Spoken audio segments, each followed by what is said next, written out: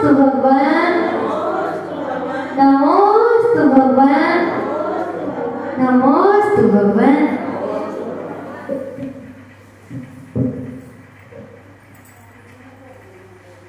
उत्तर दिशा की ओर मुख कर लेंगे, कायोत्सर्ग करेंगे।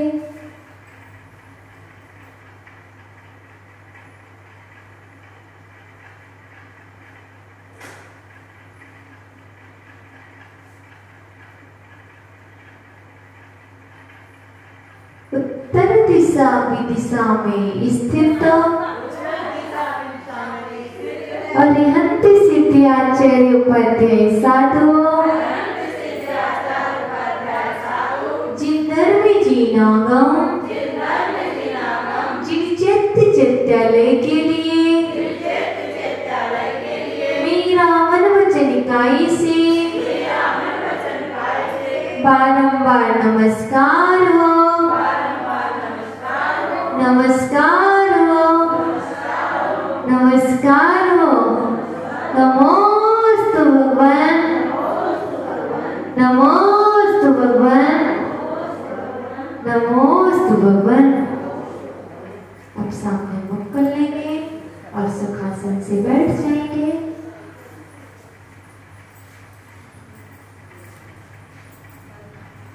दोनों हाथ जोड़ लेंगे। खम्मानि सब जीवाणां सबे जीवा खमन्तु मे व्यक्ति में सब भूतेषु वैरम मच्चम न केडवी। खम्मानि, मैं सभी जीवों को क्षमा करता हूँ। हे भगवान, मैं सभी जीवों को क्षमा करता हूँ। सभी जीव मुझे क्षमा करें। मेरा किसी से वैर भाव नहीं है। सभी के साथ मित्रता है। हे भगवान, मैं 48 मिनट के लिए सामायिक करता हूँ। अब आप बताएं कौन सा विषय लेना है आज?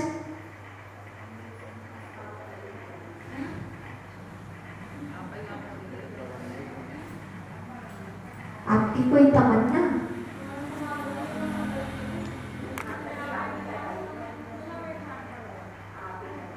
हम ही करवा दें। चलिए, तो सभी लोग अपने वाणी को विराम दे देंगे, मौन धारण कर लेंगे और एकाग्रता चित्त को एकाग्र करेंगे। मन को एकाग्र करने के लिए जिह्वा को बीच में कर लें ताकि आप अपने आत्मा में प्रवेश कर सकें।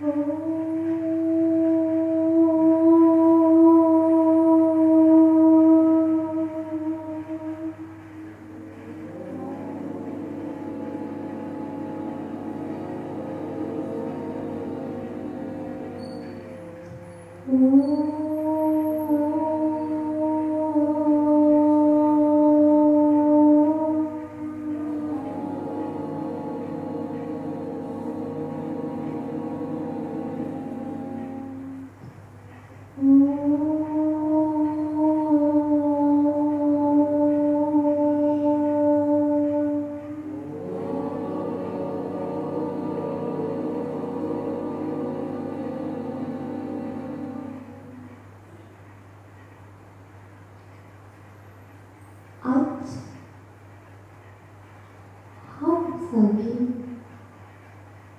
ध्यान करेंगे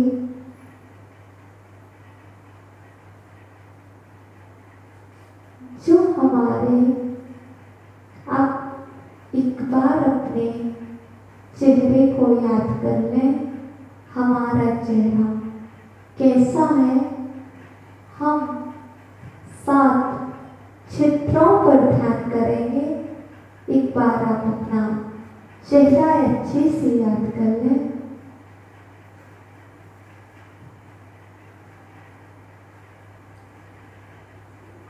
हम 7 अक्षर का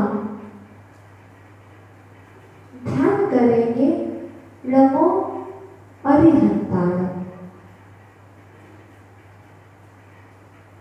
अपने मुख के रंध्र छिद्रों पर हम अरहंत परमेष्टि का ध्यान करेंगे।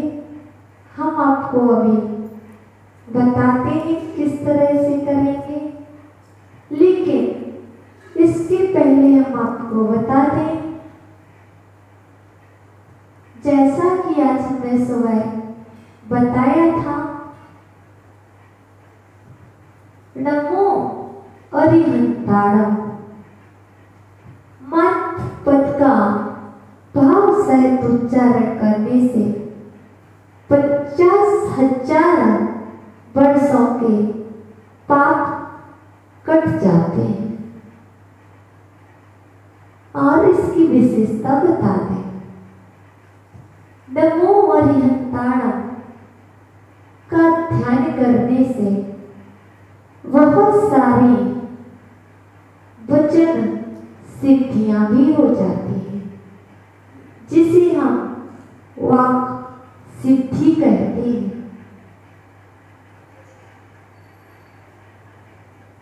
और यदि हम अपने चेहरे के ऊपर रंध्र छिद्रों में इन 7 अक्षरों का ध्यान करते हैं तो हमारा चेहरा ऑटोमेटिक सुंदर बनने लगता है। कुछ लगाने की आवश्यकता नहीं होती है।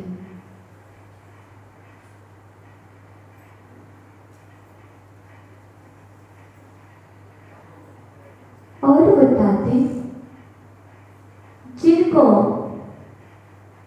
दिखाई कम देता है, तो जो हम इन चित्रों पर ध्यान करेंगे तो उनकी नेत्र की ज्योति भी बढ़ जाती है।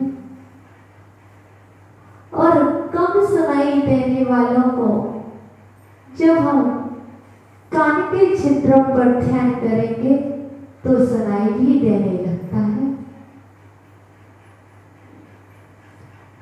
इत्यादि बहुत सारी विशेषताएं हैं। इस ऐसा आश्चर्य भवन योगेंद्र देव ने कहा है, तो आज हम अपने चेहरे के ऊपर जो 7 रंध्र छिद्र हैं, इन पर ध्यान करेंगे। अब आप आंखें बंद किए हुए हैं, लेकिन अपना चेहरा सभी के लिए याद है। सर्वप्रथम हम ड़ा शब्द का, नमो का ड़ा शब्द जो है, मुख के नीचे, बिल्कुल मुख के नीचे आप पंगलू से ड़ा शब्द का ध्यान करेंगे। मुख के नीचे ड़ा शब्द का, उसके बाद मो शब्द है, तो दाहिने नासिका का जो क्षेत्र है, दाहिनी नासिका की ओर हम मुख का ध्यान करेंगे। ना मो। अब इसके बाद आ का ध्यान हम कान के क्षेत्र पर करेंगे। ला मो आ, अंगुली घुमाते जाएंगे ताकि आपको याद होता जाएगा। ना के लिए अपने यहाँ रखेंगे मुख के नीचे, ना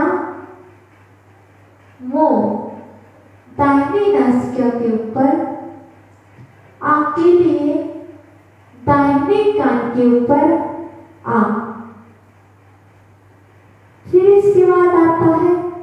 रा, दाहिनी आंख के ऊपर रा, और हम शब्द जो बाई आंख है उस पर, और ता शब्द बाई कान पर, णम बाहिनी नाक पर, वाहिनी जो नाक है उसके ऊपर णम का अध्ययन करेंगे। ये 7 रक्त छिद्र है। इन छिद्रों पर हम अरहंत परमेष्टि का अध्ययन करेंगे। आप नमो अरिहंताड़ा बोल रहे हैं। अब एक बार कल्पना करो कैसे हमारे फेस पर नमो अरिहंताड़ा लिखा है। मुख के नीचे न लिखा हुआ है। दाहिनी नासिका के यहाँ पर मुंह लिखा हुआ है। दाहिने कान पर आपका आ लिखा हुआ है। दाहिने नाक पर आपके रा लिखा हुआ है और बाहिनी आंख पर आपके हल लिखा हुआ है और बाहिनी कान पर ता और बाहिनी नासिका पर णम। नमो अरिहंताड़म।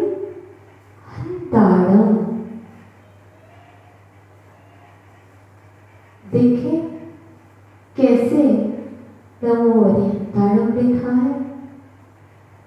ये नमो अरिहंताड़म छोटा सा मंत्र नहीं है।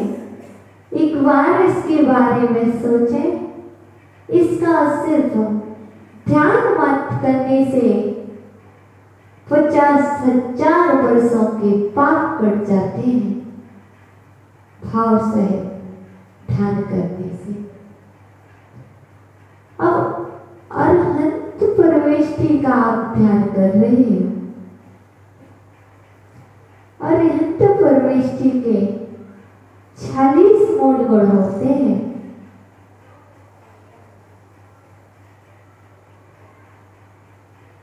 लेकिन अरहंत परमेष्टि अभी मोक्ष नहीं गए हैं। वह अभी संसार में है। इसलिए संसार में है क्योंकि उन्होंने 8 कर्मों में से 4 घातीय कर्म नष्ट हो गए हैं और अघातीय कर्म शेष रह गए हैं। घातीय कर्म 4 कौन कौन से हैं? ज्ञानावर्णीय, दर्शनावर्णीय, वेदनीय और अंतराय।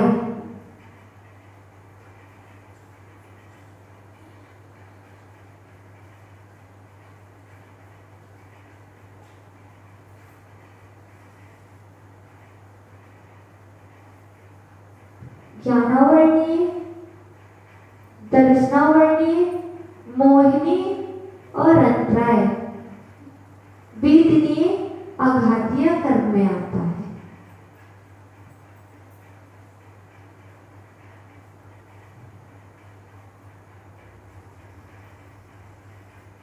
अब इन 4 घातीय कर्मों को नष्ट कर चुके हैं अरहंत भगवान। और 4 अघातीय कर्म शेष रह गए हैं। इसलिए वह अभी संसार में है।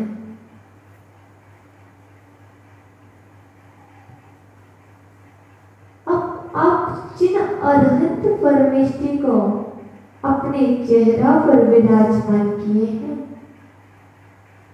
आप एक बार उनके लिए समूह शरण में विराजमान देखें जिनका आप ध्यान कर रहे हैं। अरहंत अरहंत परमेष्ठी समूह शरण में विराजमान है। आप भी उनके समूह शरण में हो पहुंचे।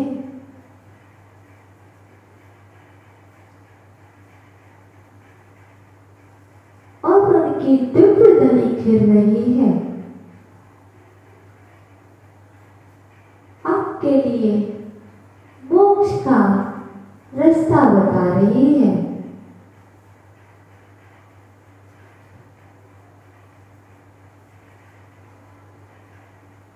हे जीवो, प्रमाद को छोड़ो, आलस को छोड़ो और धर्म में लगो। जब तक आप प्रमाद को नहीं छोड़ेंगे, आलस को नहीं छोड़ेंगे, तब तक धर्म में चित्त कैसे लगेगा?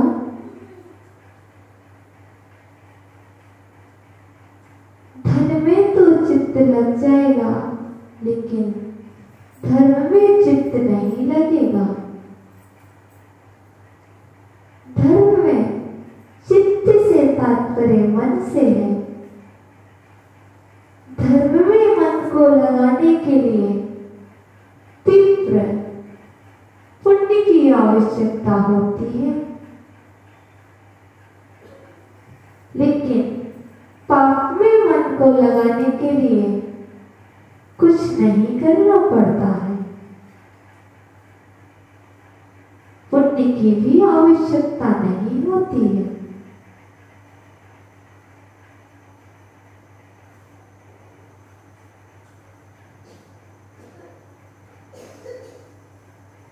आज आप सभी ध्यान कर रहे हैं,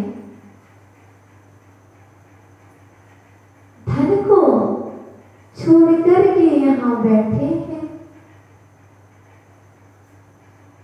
परिवार को छोड़कर के आप ध्यान कर रहे हो और अपने इस शरीर से ममता का त्याग करके ध्यान कर रहे हो और राग द्वेष भावों का भी त्याग करके अपने आत्मस्वरूप में लीन हो। इस ध्यान करने के लिए इस जन्म का ही पुण्य नहीं, कई जन्मों का पुण्य जब एक साथ हृदय में आता है, तब कहीं इस जीव के लिए अपने आत्म कल्याण की भावना का भाव मन में आता है। आज आपके तीव्र पुण्य का उदय है, तभी तो आप अपने आत्म कल्याण की भावना ला रहे हो, तभी तो आप अपने आत्मा के बारे में सोच रहे हो।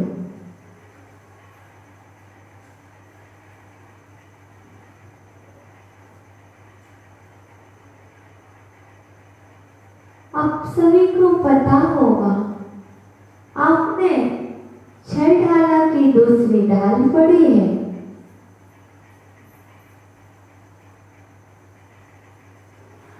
जो एक संसारी प्राणी होता है, वह 16 मान्यताओं में जीता है। आपने छह ढाला की दूसरी ढाल में पढ़ा है, समझा है और जाना भी है, पर याद नहीं आ रहा होगा वह 16 मान्यताएं कौन सी हैं जीत में। तो हम आज आपको याद दिला देते हैं।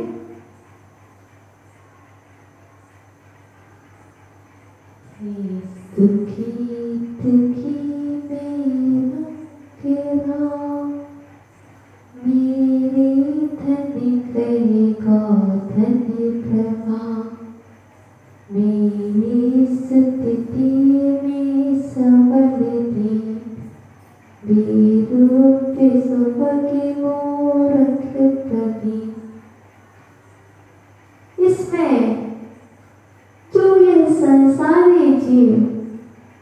16 मान्यताओं में जीता है।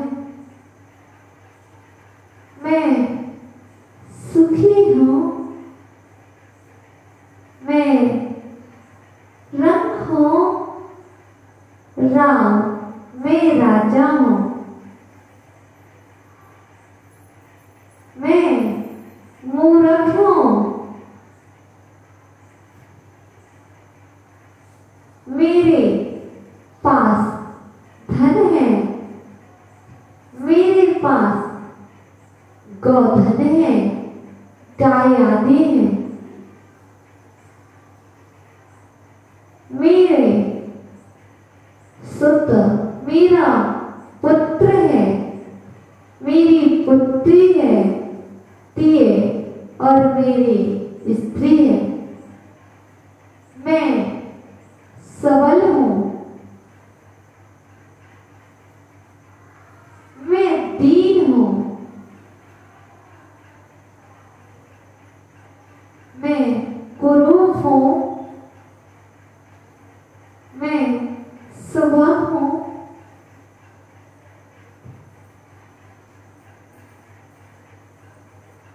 इत्यादि। ये प्राणी इस प्रकार की 16 मान्यताओं में जी रहा है। जो ऐसी मान्यताओं में जीता है वह अज्ञानी है। ना तो मैं सुखी हूँ, क्योंकि धन के आ जाने पर कोई सुखी नहीं होता। सुखी तो हम तब तक नहीं होंगे जब तक इस जन्म मरण के दुखों को सहन करना पड़ेगा। पूर्ण सुखी तो हम तभी होंगे जब हम मोक्ष चले जाएंगे, जब हम सिद्ध हो जाएंगे। लेकिन यह अज्ञानी प्राणी धन को अपना मानता है, धन नहीं होता है तो दुखी होता है, धन मिल जाता है तो सुखी हो जाता है।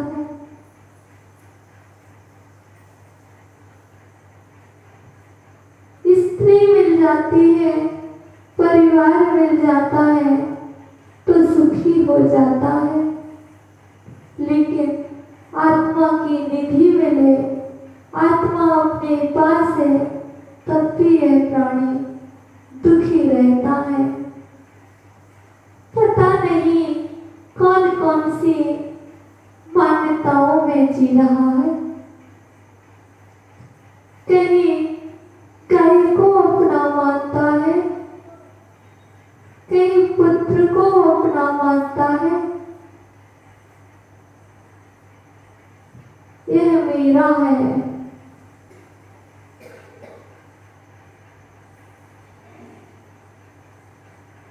वास्तव में मेरा तो कोई नहीं है। यदि मेरा कुछ है तो यह जो मेरा मेरा अंदर से कहने की आवाज आ रही है, वही निश्चय से आपकी आत्मा ही मेरी है और कोई भी आपका नहीं है।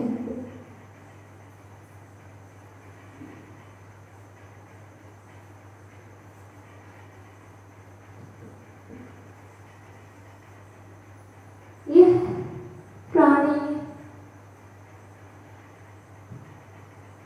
अरहंत भगवान के समोसरण में बैठा हुआ है। भगवान की दिव्य ध्वनि सुन रहा है। समोसरण का यह सब प्रभाव होता है। भगवान के समोसरण में, अरहंत प्रभु के समोसरण में जो जीव एक बार पहुंच जाता है तो भगवान के आभामंडल में, भावमंडल में उस जीव के 7 भाव दिखाई देने लगते हैं। यदि आप ध्यान से अरहत प्रभु के संवत्सरण में गए हैं तो आप भी अपने 7 पूर्व की पर्यायों को देख सकते हैं। कल्पना करो, कभी मैं त्रियंश था, नारकी था, इत्यादि पर्यायों को ध्यान में लाओ। मैं कौन कौन सी पर्यायों से आकर के मनस्थ हुआ हूं, ध्यान ही तो करना है। करें।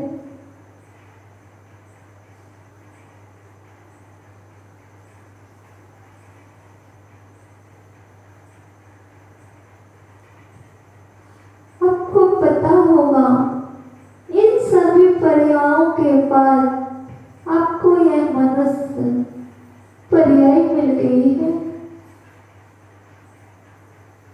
और आप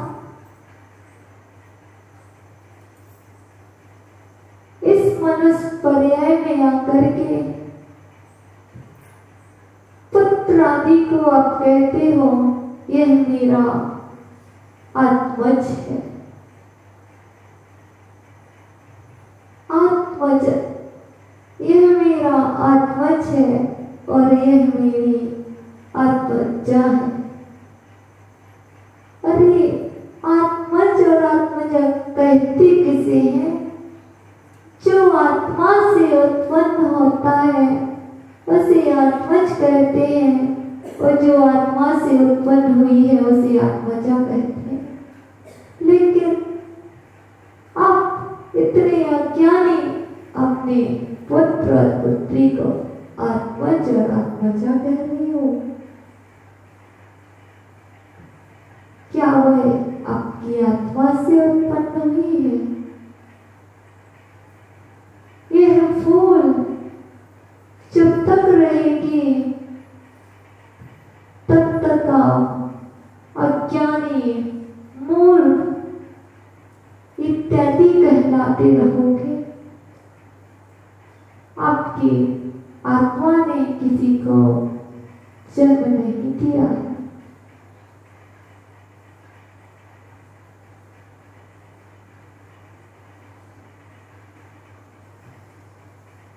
क्योंकि आपको पता है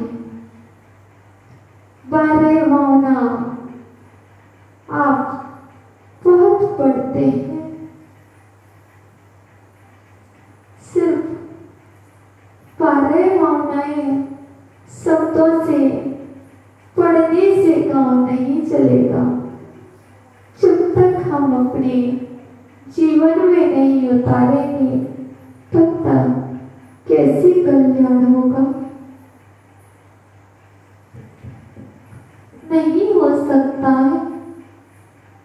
इसलिए आज आपको बता दिया है,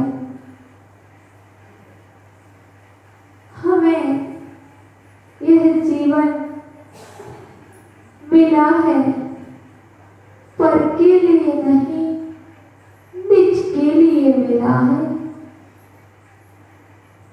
पर में कब तक लगे रहोगे? एक बार तो निज को देखो। जब तक निज को नहीं देखोगे तो आप अपना कल्याण नहीं कर सकते।